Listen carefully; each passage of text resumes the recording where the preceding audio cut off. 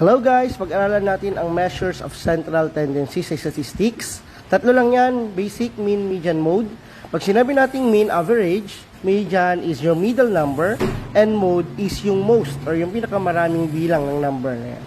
For mean, i-add lang natin lahat ng mga numbers and i-divide natin sa total ng numbers na yan or kung ilang number ang meron sa ating distribution.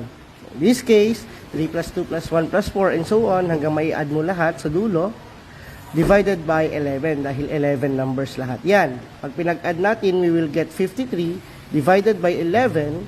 Bibigyan tayo niyan ng 4.81.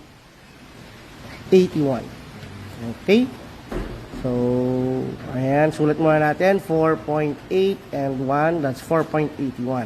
Ganun lang kadali ang mean. Kumukuha ka lang ng average. For median, hahanapin mo lang yung gitnang number, middle. Pero make sure na yung ating distribution ay naka-arrange in increasing order.